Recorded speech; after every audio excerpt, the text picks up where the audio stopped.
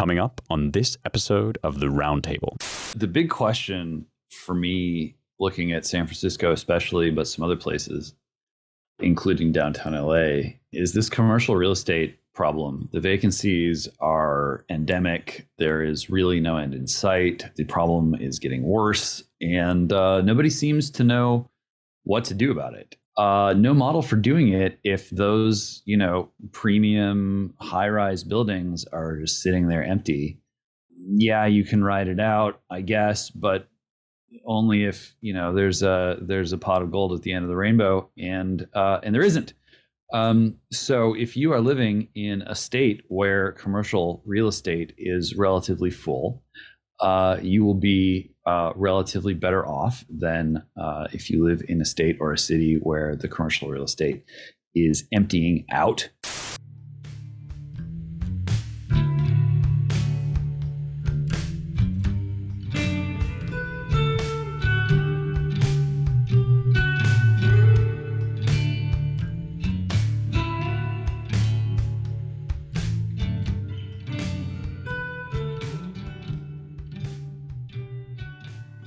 Hello, and welcome once again to the Roundtable, our weekly publishers and editors podcast here at the American Mind. I'm your host, Spencer Clavin, features editor of the American Mind and associate editor at the Claremont Review of Books.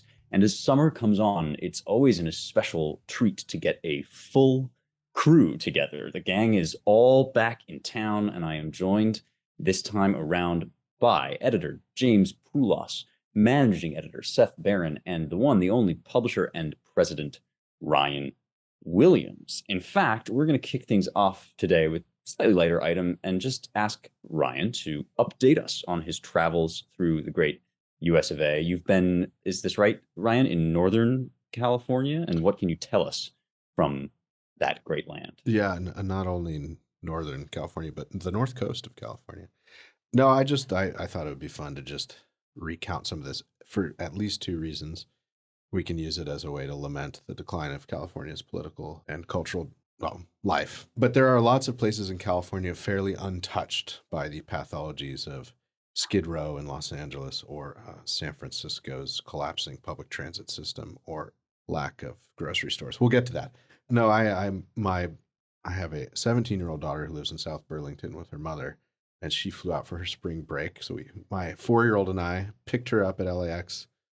It was much, much later than we had hoped. So we just drove to Bakersfield. We were going to stay in Santa Cruz and then head up farther north. But we made it to Bakersfield, then drove up the Central Valley, which is, for those that aren't familiar with it, still peppered with signs demanding Newsom capture some of the snowmelt rainwater to ensure the viability of Central Valley's farming, which we are not doing. We had the wettest year in 70 years in California, and the snow is, at one point, the snow was 270 or 280% above its average snowpack. So when it all melts, there's going to be abundant water, but most of it will wash out to the ocean because of stupid environmental reasons. In any event, Central Valley, home to large cattle ranches and lots of nut trees, especially almonds and stuff like that, and some stone fruit. And anyway, drove up through that, and we crossed the Richmond Bridge into Marin County, and then continued farther north. This is north of San Francisco,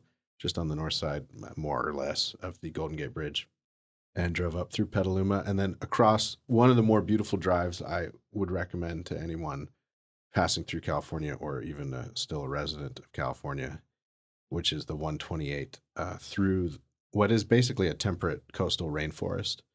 A lot of the redwood temperate coastal rainforest with coastal California redwoods, or coastal redwoods, I should say. Maybe they're California redwoods, I don't know.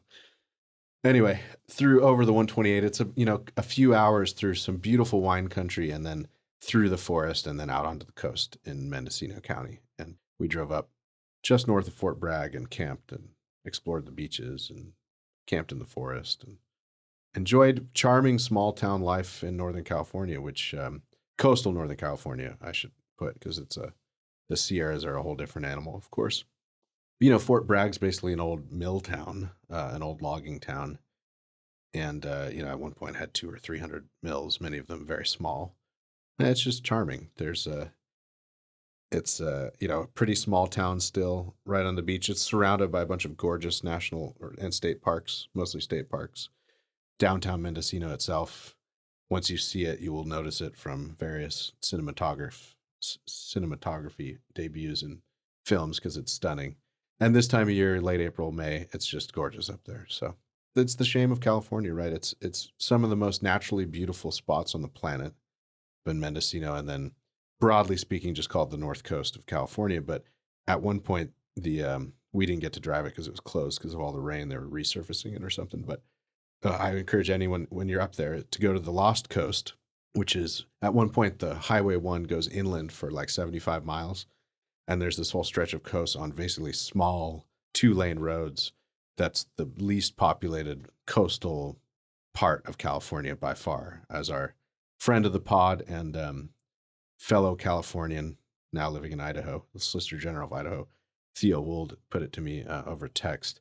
Some of the best beachcombing in the world up on the Lost Coast. So we'll be going back. I encourage everyone to visit the natural beauty of California. There's so much of it to see, and do it before the state collapses, which could be, it'll limp along for a while, but it's in various ways not in great shape, despite Newsom being on a tour of the state saying how great California is. Yeah, before it collapses directly into the ocean. Right? the rate things are currently going. My experience of, that area only goes so far, essentially, as wine country, which is not very far at all. But even there, things get redder politically. Things get more rural. They get very, very beautiful, and it always makes me think of that line about Israel that the settlers in Israel made the desert bloom, which is this whole biblical idea. And in California, it's like somehow they went out there, the left went out there, and they made paradise into a hell, and it does sort of feel that way. I mean, Ryan, it always feels very far away when you're out there, as if like, how can somewhere like San Francisco with all its dysfunctions, how can it be so close by? It feels like a million light years away. Well, my daughter loves thrift stores, so we stopped at one, and she, bless her, being from Vermont, she came out and she's like, there's some kind of crazy ladies in there. And so the way in which it's not that far from San Francisco or the North Bay is that you see like the flowered print tights, hiking boot, no makeup, like retired hippie ladies who are kind of quirky or kooky.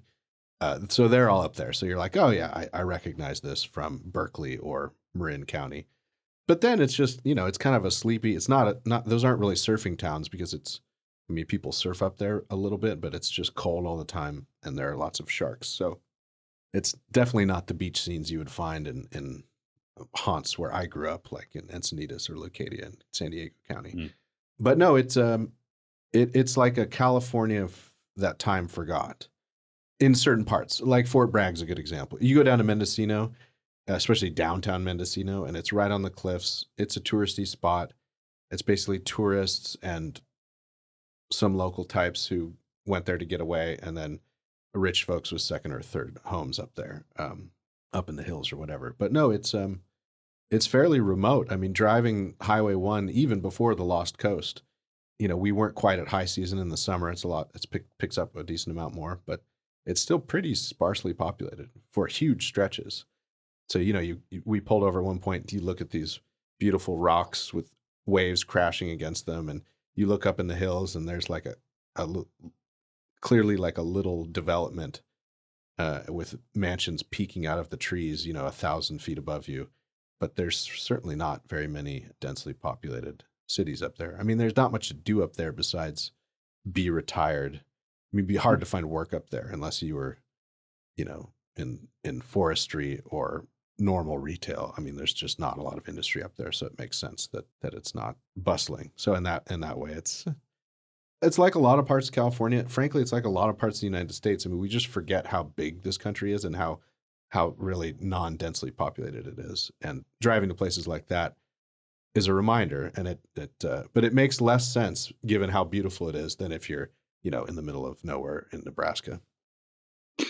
Yeah, no doubt about it. It is pleasant once you get north of the Golden Gate, if you can withstand the sharp lack of vitamin D Yeah. Unfortunately, the closest I've ever come to Mendocino is the Mendocino Farms in Studio City in the Sacramento Valley. I have made it as far north as Healdsburg, which very, very green, very charming wine country. All the rest. I'm reminded not of the Old Testament. I'm perhaps sorry to say, but I'm reminded of Thomas Pynchon's least celebrated novel, Vineland, which is about an imaginary county in Northern California, far Northern California, by the name of Vineland County, which is where various refugees, hippie refugees from Southern California, fled in the book. And it revolves around a sort of close-knit group of them who,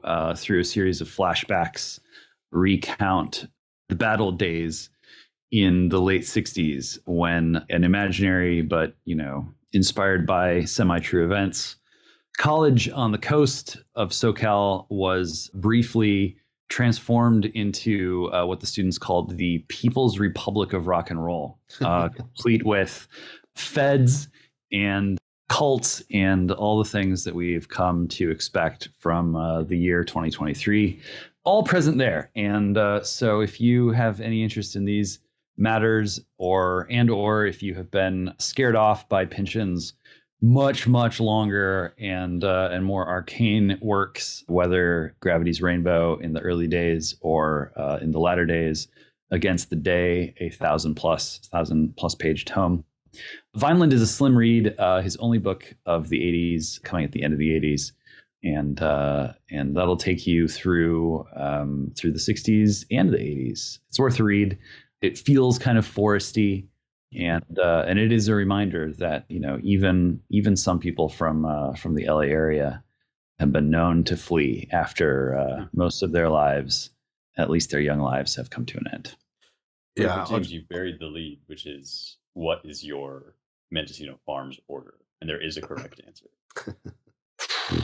I feel attacked already. I feel good. That's pre-primed. I woke up and chose violence. I failed to compose a pre-buttal to this attack, so I'm just going to pass the mic. I'm going to sit down and listen and learn. Hashtag I'm listening. As you tell me what the rectified order is. Well, for too long, those of us that have the correct Mendocino Farm order have been silenced, erased, and ignored. So I'm glad to see reparations finally being made. The correct answer is the chicken and prosciutto sandwich, which comes on ciabatta bread with chopped almonds and I believe even a little bit of pesto, although it's been lamentably long since I had it. And that there is no finer sandwich in California than that. Interesting. Well, I'm glad to see we've crawled quite a ways up our own California. Never mind. I'll just end on this and we can talk about more contemporary stuff and news cycle stuff. But just for scale reasons, for any of our European listeners or even our East Coast listeners who forget about this sort of thing, just the scale of California is impressive. And so there are all of these hidden beauties. Because if you were to start at Tijuana and drive to the Oregon border north, it would take you about 17 hours if you went straight. So it is just a very long and actually not insignificantly wide state as well. So you have the beaches, the coastal mountain ranges, the Central Valley, which I forget how wide the Central Valley is. Maybe someone will correct me. I don't know. Many miles. You can see in the distance the Eastern Sierra Nevadas mountain ranges, and then on the other side of the mountain ranges is a little bit more of California and then Nevada. And I would just say, if anyone wants, you can do an awesome California road trip on the cheap if you don't mind camping, because you can, especially if you plan well enough ahead of time, you can camp at coastal state campgrounds pretty much all the way up the coast. And many are quite beautiful. And one of the things California does well, as a lot of states do, is they keep camping on state grounds fairly cheap. So it's a great way to visit the beauty of California's coastline, and it really starts becoming more remote and less populated, just a couple hours north of LA, and it doesn't end until the Oregon border. So there's lots of cool stuff to see.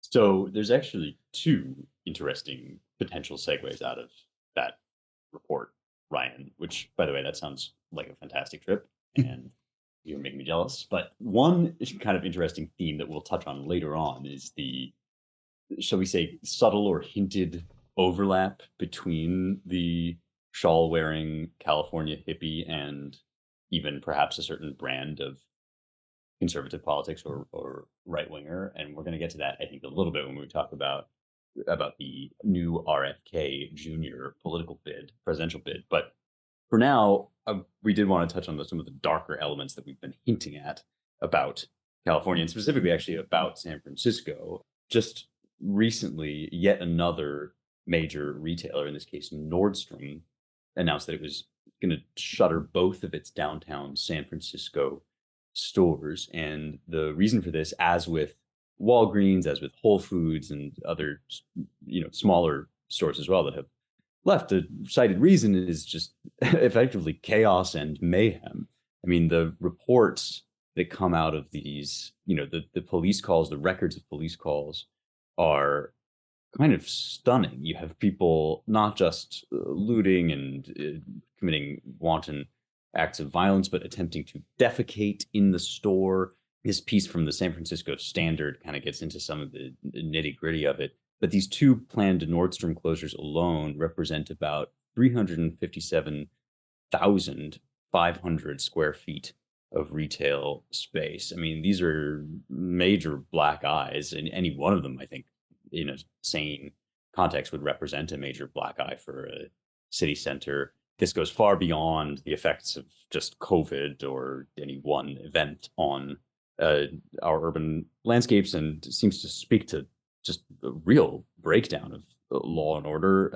I was just in San Francisco not too long ago, and it defied my expectations, but only because anything short of waste-ridden hellscape would have impressed me based on the reports that are coming out. It's still livable in a lot of places, obviously. I mean, these things don't happen actually overnight, and if you're scrolling Twitter, you might be inclined to doomerism, but because you get the most sort of extreme instances. But this stuff seems really widespread, and it also it corresponds to intentional political and social policies. Not closing down homeless encampments, not seeking modes of treatment besides just building more homes for people, which proven not to work, and of course not prosecuting crimes. So yeah, I guess my question for the group is, we've just had this really, I think, inspiring, hopeful, idyllic description of these rural parts of California. We also are watching some of the major, blue urban centers, which seem to lead the state politically. We're watching them descend into something approximating that famous painting in which the fall of great empires is represented, just total chaos and mayhem.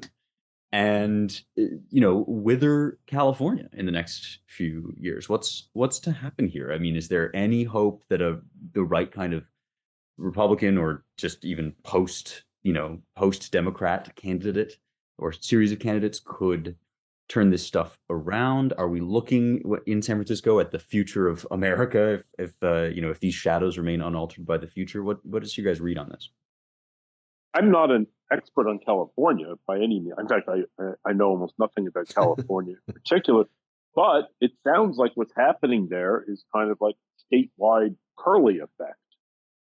After James Curley, the legendary mayor of Boston, who hated the Protestant population so much that he would, he would allow whorehouses and, and so forth to operate in their district, and go and tear up the streets just constantly, basically just harass them with negative policies until they left. And this is something Ed Glazer has identified as a way in which progressives can drive their political enemies out of cities usually, but now it's happening statewide. So basically anyone who can't stand it leaves, and those tend to be conservative voters. And as a result, politics in, places like New York City, Chicago, et cetera, just drift more and more to the left. It seems like Gavin Newsom, could have been recalled, but they didn't recall him. I don't know. I can't imagine a Republican I mean, the same way I can't see a Republican mayor coming to power in New York City anytime soon. It's a much different place than it was 30 years ago when Giuliani was elected. I don't know if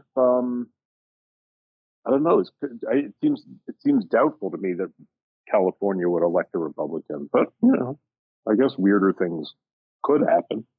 Yeah, it seems doubtful to me too, Seth, in the foreseeable future, because if you look also at the American Redistricting Project, so they've taken 2022 population estimates and mapped them to 2030 to the 2030 census and the apportionment forecast, and they have California losing 5 electoral votes.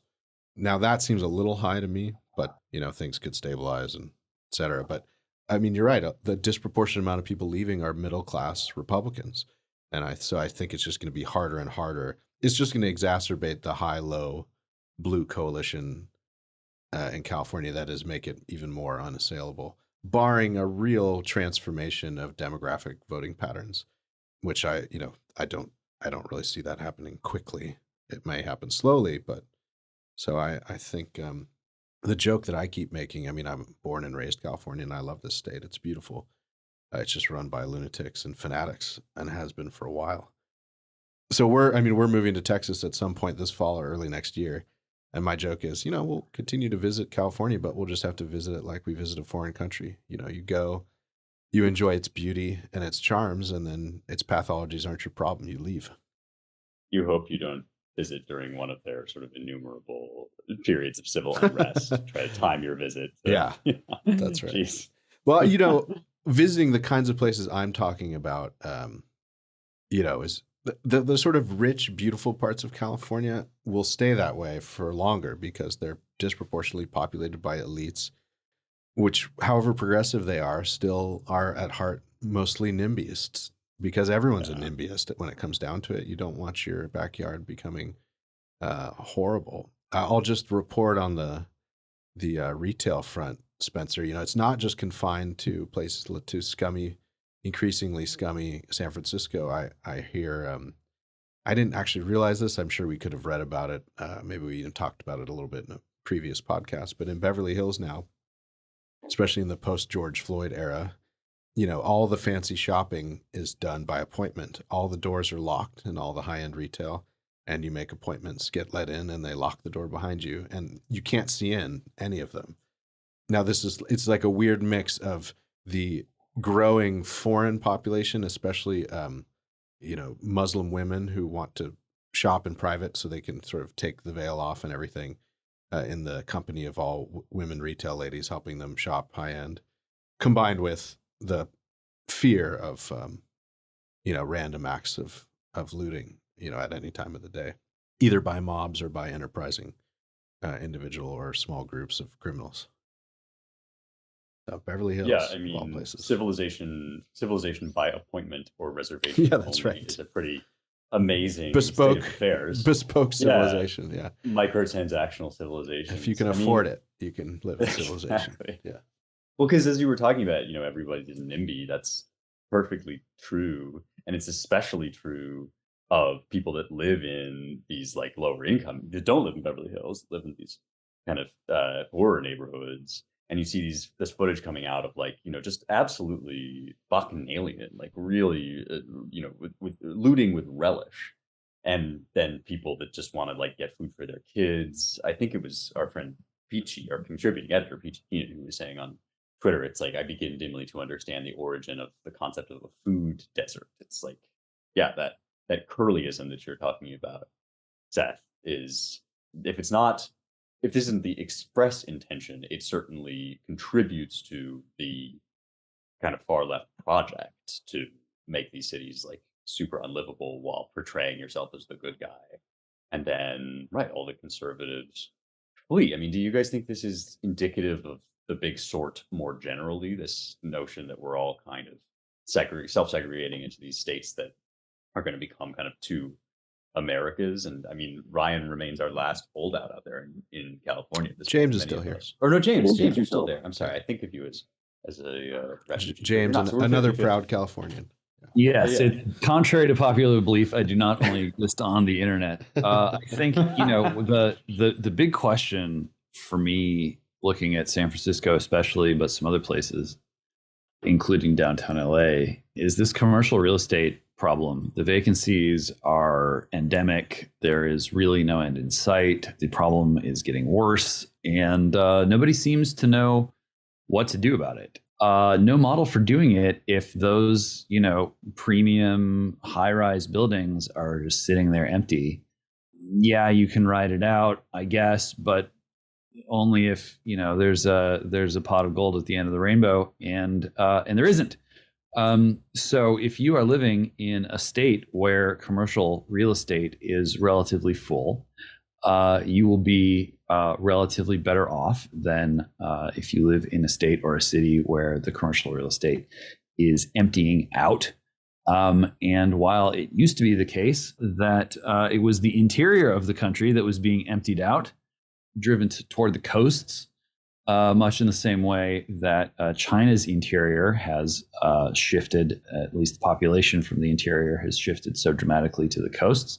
We can think about, who those trends reward and strengthen and who they weaken. But, it's clear that the coastal cities now have a problem of their own in terms of being emptied out of productive people and economic activity. So as far as the big sort goes, it seems to me not implausible that coastal cities with vacant commercial real estate will continue to go down the tunnel of remote work or remote quote unquote work, as it oftentimes is. While if you move inland, you will find more people putting more land to more use. And that's that's indicative of this moment that we live in. But in a larger sense, this is, same as it ever was. You can go all the way back to Athens and Sparta, or probably even further than that, to see that inland empires, inland settlements versus the sort of maritime empire model, very different, probably primevally different, and a tension or a source of conflict, that reaches to globalists or internationalists versus, isolationists or localists. These things run pretty deep, and they're not going to go away anytime soon. It's funny, at least in New York, what I'm seeing, and this is like, there's a pretty hardcore but very active socialist contingent in New York City and state politics. And what I'm hearing from them is a kind of gleeful worseism. The worse, the better, as I guess Lenin said. And to them, the collapse of commercial real estate is ultimately a boon, because what they would like to see is just a collapse in residential real estate too. The goal, I think, is to repeat what happened in New York in the 60s and 70s, which is mass, foreclosure or just abandonment of buildings. And then the city took them over, from people not paying their real estate taxes or just not being economical to keep buildings up. So you're seeing this call for essentially, more social housing, which is what they now call like mass public housing, on the model of Red Vienna in the 20s or whatever. And they see it as it was a mistake what Ed Koch and the city did in the 70s, which was to turn over abandoned buildings, to the people who lived in them or to small investors, basically to sell them off at cost and permit private development to, rehabilitate and take over. They want to see a mass essentially expropriation of property in the city. Yeah, well, isn't this the meaning of heightening the contradictions? Is that like exactly? basically. And so they're ultimately they don't mind if the business core collapses, if grocery stores leave, if life becomes more and more unlivable. Because if you're a communist, from your perspective, life is already an emergency. Life is already a crisis. And the point is to spread the pain. So yeah, I mean, that's why we really are in kind of a low-level civil war. Well, Uh, was it Ayanna Pressley who said something like there needs to be unrest in the streets for as long as there's, unrest in our hearts, basically, or whatever. I'm butchering that quote, but this is sort of the economic version of that racial narrative that there's no justice, so no peace. Like things, you think that things are fine, but actually, this injustice inherent in the system is so screaming that your life needs to be immiserated to match that injustice, basically. Okay, so it is on purpose. That's good to know. Thank you, Seth. I was sort of speculating earlier about whether this is by design or not, but it's certainly, yeah, there's certainly good Marxist theory to support doing this on purpose. Let us now turn our attention, as we will increasingly be doing, I suppose, over the coming months, to 2024. And we wanted to take a sort of side-by-side look. This is the kind of segment you'll only get on the Roundtable podcast, I'm willing to bet, because we want to hold up before our listeners two campaigns. One, the re-election campaign of President Joe Biden, and the other, the presidential campaign of Democrat Robert F. Kennedy Jr., who is polling, last I checked, in a Fox News poll at 19%, which is comparable to DeSantis's 21%. And certainly not to be sniffed at. There's a lot of name recognition to be aware of there, naturally, and to factor in. But I am really interested to hear you guys tell me a little bit more about, well, what you think of Kennedy, RFK as I'm thinking of him.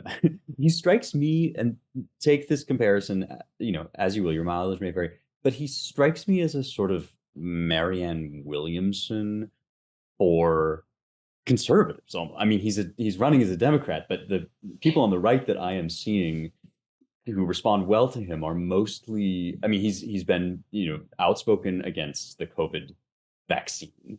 He's got real sort of he pays real attention to some of the stuff that our friends in the more health oriented vitalist right pay attention to, things like the toxins in the water and stuff like that. I'm just gonna read a little bit of what he has to say here before turning to Biden. Here's Kennedy. He says, "My mission over the next 18 months of this campaign and throughout my presidency will be to end the corrupt merger of state and corporate power that is threatening now to impose a new kind of corporate feudalism in our country, to commoditize our children, our Purple Mountain's majesty, to poison our children and our people with chemicals and pharmaceutical drugs, to strip mine our assets, to hollow out the middle class and keep us in a constant state of war." Those of you that watch Succession, which is currently in its fourth season, I'm reminded here a little bit. I'm just watching season 2. I'm sort of catching up. And there's a moment in season 2 where Connor, who lives in this ranch kind of out in the desert, decides he wants to run for president. And he's got a very similar vibe. It's like, I'm the sort of representative of the working class, and I'm going to take care of our nature and our resources. Anyway, just a very interesting little, realignment snapshot. And those who are better poll watchers than I will be able to speak to whether he's got a shot or whether this is simply representing a certain kind of energy that will have to be mobilized elsewhere. But compare this with the Biden announcement, the campaign video, that seems basically to signal, as I read it from Biden, that this campaign is going to be like exactly the same. If it ain't broke, don't fix it. We're going to represent ourselves as like not the Republicans. The video trots out a lot of like January 6th footage and just, from my ears, very vague kind of hand waving gestures about democracy is under threat. We need to make sure everybody has the same rights. And the question is, are we going to have more rights or fewer rights? Are we going to be more free or less free? So I guess the pitch here is Republicans are the great Satan. They're trying to end our democracy. Now let's finish. We've been defending our democracy for 4 years. Now let's finish the job, which will have a very ominous ring for you if you, like me, associate the job with mass crackdown, surveillance, and weaponization of the government to persecute political enemies. But I've talked enough. Let me ask you guys, what do you make, first of all, about RFK Jr.? And is your assessment the same as mine, that Biden is basically just counting on kind of basementing his way to another, not the Republicans' presidency. Well, I guess I have a lot to say about this one, so I'll try to just grab 3 themes out of the hat and go with that, although I can't resist, when thinking about Biden's reelection slogan, perhaps he's taking a cue from Saudi's MBS, who I'm sure probably said at some point before the final moments of Jamal Khashoggi finished the job. Yeah, I mean, it's just, it sounds bad. Yeah. It sounds very bad. Theme number 1, there is no more powerful sign of boomeritis than an enduring love for the Kennedys. Mm-hmm. And even some on the right who, were probably Ross Perot voters, might have been Pat Buchanan voters, might even have been in their earlier years RFK senior supporters. People who liked Oliver Stone, who watched JFK, Oliver Stone's film, people who have been firmly on the right for a long time, but were radicalized by Vietnam as the sort of first protracted episode of the government lying to you, fighting a war that they weren't trying to win. Lots of these boomer memes, which are so entangled with the Kennedys and the Kennedy assassinations, and this enduring hope as time has worn on that America might somehow find its way back to that kind of alternate universe unity ticket or unifying leader that was snuffed out as an option by so many interests and factions in the 60s and the 70s. I think one of the reasons why Ronald Reagan continues to be this kind of talismanic figure is because he was the closest that America got after the Kennedy assassinations to this sort of, one of Reagan's most powerful lines was, "I didn't leave the Democratic Party left me." That was very resonant with many boomers. And I think they have, in large numbers, been very frustrated with the way that the uniparty that we wound up with was not the uniparty of their hopes and dreams, not the post-partisan party of Eisenhower, of managing to advance technologically without falling prey to the military industrial complex. There is this vision, and it is a vision that I think RFK Jr. is tapping into to some degree. The guy's sitting at about 20% right now, and I've only seen him on like a handful of sharply edited mainstream media interviews, and not as censorious, less than mainstream interviews. The guy sounds pretty rugged. He admits to having led a full life, I think is his phrase. Not a fresh face, not a squeaky clean background, although I doubt we'll hear much about it unless he really starts causing trouble. But a powerful figure, a sort of tragic figure, and someone who does channel that powerful boomer energy. Just quickly, 2 other things. Third parties in America can be incredibly powerful, even when they pull, deep into the single digits. We've had a couple elections in living memory when third parties and the shenanigans that they introduce into the system have had a decisive and perhaps even determinative effect on election outcomes. There have got to be some powerful interests out there right now that would like nothing more than for RFK to be a spoiler, and a spoiler whether within the Democratic Party or perhaps outside of the Democratic Party.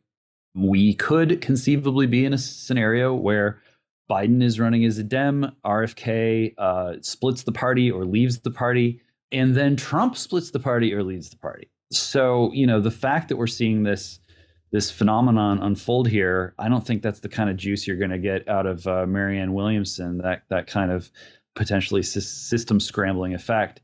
So that's something to watch. And then number 3 is when you drill down into RFK, you will see that he has held positions, which to my knowledge, he has not repudiated yet, which are fairly extreme, sort of jailing people who are, not being nice enough to the environment. I think, I haven't done my homework on all this stuff, but there's stuff out there that he's going to have to reckon with. And to the degree that he doesn't have to reckon with it, or to the degree that, people, whether they're boomers or just someone looking for, a way out of electoral Armageddon, if people are willing to overlook those things, I think that's a sign that, politics is moving in a direction where what you embody or what you seem to represent becomes a lot more important than ultimately what you say or what you do. And, that points to, I think, some consequences in the cycle of regimes that do seem to crop up after something as ossified and oligarchical and patronage driven as our regime sets in for too long.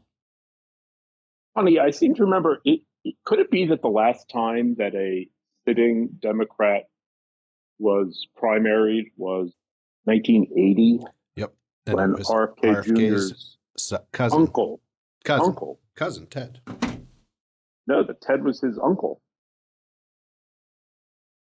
Was he? Ted? Yeah, Ted was Robert F. Kennedy's younger brother. Yeah, right. Uncle Ted. So I guess it is a Kennedy thing. Also, it's kind of funny because it sort of reminds me of like the whole Q drama from a few years ago, where it was believed that JFK Jr. was going to emerge on the scene and save America, even though he's dead. But wasn't that a basis of Q that JFK Jr. was in occultation, like he was hiding? Yeah, and he was going to reemerge. So, I mean, there's all kinds of like weird mystic chords being strummed here, I think. I think it's interesting that the DNC has already declared no debates this time. And it's also funny, Spencer, that you said that that his campaign sounds sounds like it appeals to conservatives, when like the main thing that he talks about is the commodification of everything, and under this corporatized America, right? Which exactly sounds like exactly what the left used to talk about. This is rhetorical ground that I think has completely shifted hands. Like, if I'm reading this right, I just think that you're absolutely right. This used to be one of the core. It almost used to be like too left for mainstream to talk about like, the corporate capture of America and the commoditization of all things. And now it's like the people doing the commoditizing are all doing it in the name of the trans flag. So why would the left object? Like, or to pumping hormones into the water, like all of that stuff has become like totally right coded. And James implied it, but yeah, RFK Jr.'s deep skepticism and well-earned fear of the deep state, having suggested that it had a hand in his uncle's and his father's deaths. Yeah. It's also interesting that his entire family has basically anathematized him, haven't they? I mean, aren't all of his brothers and sisters essentially saying like he's crazy? I mean, which I think over the vax stuff, like it was the COVID vax that really made him persona non grata. I mean, there's nothing more appalling or like provocative than a class traitor, right? I mean, that's what Trump is too, actually, is a class traitor. And that's a big part of the reaction to him, positive and negative. Yeah, I mean, look, more power to him. I like what he's saying. I like the cut of his jib.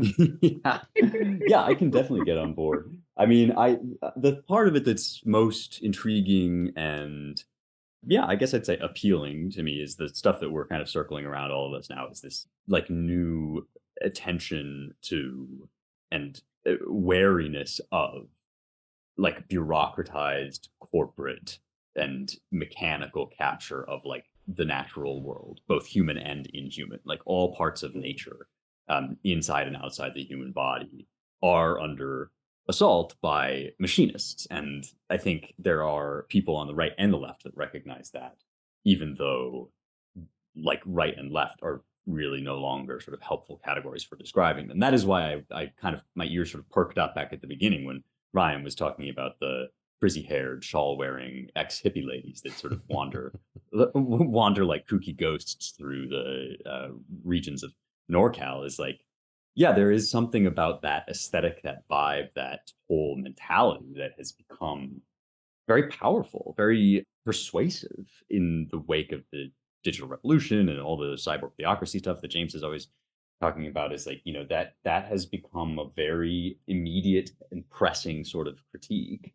And I think like the more mainstream that critique becomes, the less it starts to sound to people like some kind of like tinfoil hat wearing, crunchy granola eating idea, and the more it becomes like an urgent matter of like pressing national politics that we should be addressing yesterday, like the better. Well, we have come to that time again when we encourage you to read the damn site. We've got a lot of good stuff on the site at AmericanMind.org. If somehow you've been listening to this whole show and you don't know that that is the website with which all of these fine gentlemen are affiliated, it's true. We run a site. It's called American Mind. And every week we like to highlight pieces that we've particularly enjoyed reading, working on, editing, and so that you can go and check them out. I would like to highlight for you a piece which is making its way onto the site as we record. So by the time you hear my voice, you will be able to read it. And it's called Unrigging Our Elections. It's by Mark and Molly Hemingway, a married couple duo, 1-2 punch. They have written a great deal about election integrity and about the structural problems with our electoral process that go deeper than fraud. One of the things they write about in some detail in this piece is that, yes, there is fraud. Yes, it's probably a bigger problem than a lot of people acknowledge, but the real issue that should be of concern is actually more to do with like riggedness altogether, with these sort of dishonest so-called get out the vote campaigns, which often involve pouring funds into biased and left-leaning areas, and appointing people to run polling stations that are obviously biased. The Facebook Zuckbucks feature prominently in this piece, but nobody has chapter and verse on this like Mark and Molly, and they bring it here. They are contributing to what will be an ongoing feature about 2024 and the brewing Donald and Ronald conflict between Trump and DeSantis. And one of the things that we're going to continue to highlight throughout that series is not just like, who do you want? Do you want Ronald or Donald and all that stuff? But what are some of the like structural, and you might even say systemic, concerns that we should be paying attention to, so that it's not all just like one election will save us, but rather what are the problems that we actually need to get serious about long term? And this is certainly one. It begins with the line, it might not matter whom Republicans run for president in 2024. And I think they're right that those are the stakes. So go check it out, Unrigging Our Elections, at AmericanMind.org. Ryan, since it's your first week back, why don't you take the ball next? Yeah, I'm going to cheat a little bit and just say, direct people to an entire feature that's running right now, currently with 3 pieces in it on philanthropy on the right. With a provocative opening piece from Adam Kissel called New Coke, with a K. Great title, guys. Thank you. About the Charles G. Koch Foundation and the universe of philanthropic enterprises, including the sort of umbrella organizations Stand Together, and just how, I don't necessarily endorse every implication or piece of Adam's essay, but it's a thought-provoking one, and it addresses this larger theme that needs a lot more thinking through on the right, which is, how do our donors spend their money? And not just on political candidates, but also on this larger archipelago of causes. The left seems to do this a lot better. They seem to be better at, one of our sort of mutual friend and one of our former fellows, I'll leave him nameless now because I haven't asked him ahead of time, but right-wing philanthropists always want, here's 50 grand and where's my ROI? Like, where's my return on investment here? And they're kind of stingy. Whereas the left will throw hundreds and thousands of dollars at obscure, avant-garde artists, and they don't expect any return. They just know that their sort of macro return is continuing to shape the culture by shaping sort of the newest art movement. And that's just one example amongst many. Adam doesn't make any of these particular points, but that's the larger thing that interests me is, the right spends maybe too much money on political giving when they should be spending more on other stuff. And Koch actually is doing that. I should say that. But Adam worries that they're in their pursuit of less partisan sort of, social entrepreneurship causes, they may be unwittingly or no kind of funding indirectly at the very least the kind of leftward drift of culture and community activism and NGO-ness, non-governmental organizations work. Because the leftward drift over the last century of all of American politics and culture has to be considered in every philanthropic venture, especially ones that are not directly political, because it's easy to get rolled. So anyway, it's worth pondering. I hope it's taken in the spirit in which it's offered, which is Charles G. Koch has been a wonderful philanthropist in many ways over the years, and has helped lots of people. I think lots of American citizens of all stripes lead better and more flourishing lives, and he's done great things to try to protect capitalism from its more nefarious detractors. But at the same time, it's a big philanthropic enterprise, and Adam worries that it's not quite attentive enough to the political and cultural revolution that's sweeping the United States. And so, anyway, it's an interesting read. Yeah, it's criticism offered in good faith, and Adam goes out of his way to say, gives me no pleasure to say this. I'd like to see these problems actually addressed and not simply, air them for the sake of airing them. So anyway, always as a features editor's part good, Ryan, when you recommend a whole feature. That's that's a delight. James, why don't you go next, if you would? I would indeed. Alberto Fernandez. He is a former diplomat. He was chief of mission at the U.S. Embassy in Khartoum, that's in Sudan, as you will no doubt recall. He's got a piece called Sudan Again, which is worth reading for many reasons. Not just because it breaks down the current sort of civil war that is underway there, or because of the historical background that you get in quickly digestible form, which is nevertheless detailed and accurate. But there's a paragraph that I'm just going to read, and you will soon see why. So he writes, a lot of Western reporting on this conflict is just wrong. It is not really about great power competition. While Hemedti does have a much publicized relationship with the Russian Wagner private military company involving Darfur's gold mines, both sides are pro-Russian and pro-Chinese, as is quite common on the African continent. Russia will sell you weapons, no questions asked. China will build infrastructure on easy terms, while Washington will give you a rainbow flag-tinged lecture for your sins. Unquote. There's a lot of heavy breathing right now, not just because of Ukraine, but people look for pretty much any excuse they can find to hyperventilate about how the influence of the autocracies is spreading around the world, and the U.S. has to do something about it. Well, the U.S. is doing something about it, and this is what it is doing. And so if you are concerned that America is losing its influence around the world to the Chinese, etc., perhaps it is time for you to cast your lot against the rainbow flag tinged lectures rather than for it, as now seems to be official policy, right down to the most cutting edge, so to speak, transing of children that our administration seems to care so much about, so far as to, for Joe Biden to say that these individuals are shaping the soul of our nation. Yeah, your mileage may vary. So if you want to draw some larger geopolitical lessons from what's going on in Sudan that are not what you are being fed by the media powers that be, have a peek at Alberto's piece here, Sudan Again. And I think the larger conclusions that you draw will be ones that will put you in pretty good stead as the wheels continue to come off of the rules-based international order.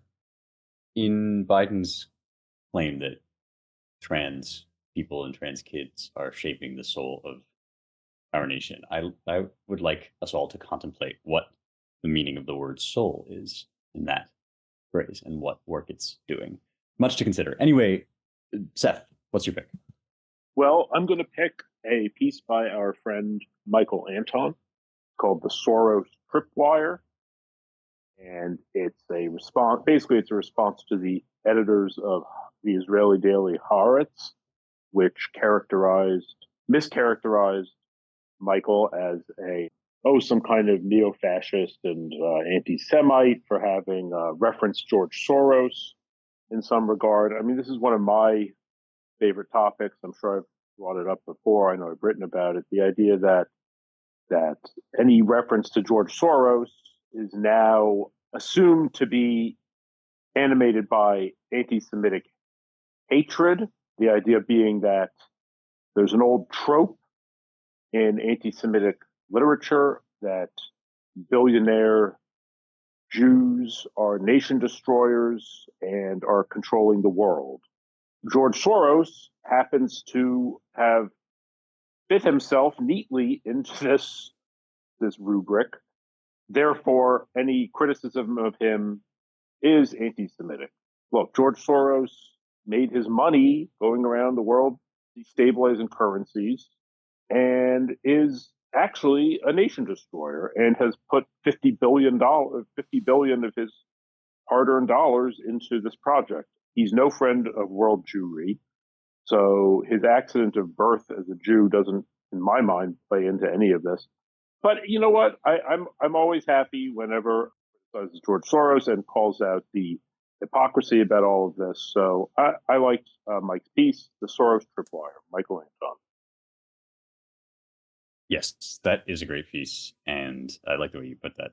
With that, we are, as always, delighted to be with you. Thank you for inviting us into your phone or your car or wherever we are. If you would like to learn more about the work that we do, you can visit our website at americanmind.org. You can also check out ClaremontReviewOfBooks.com for our sister publication, Claremont Review of Books. And you can donate to support the work that we do in defense and recovery of the American idea at claremont.org/donate. We won't dox you unless you ask to be doxed, which is to say, if you would like to be noted on an episode of the Roundtable for your donation, we certainly can arrange that, but donations can also be anonymous, and we really do appreciate anything that you can offer to help us out with our work.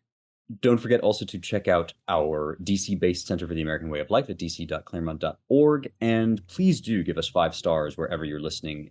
If you haven't already, subscribe, let people know about the show, helps get the word out there. Thanks to our production crew, Logan Zapieri and Jake Gannon, and thank you all for listening. We will talk to you next week.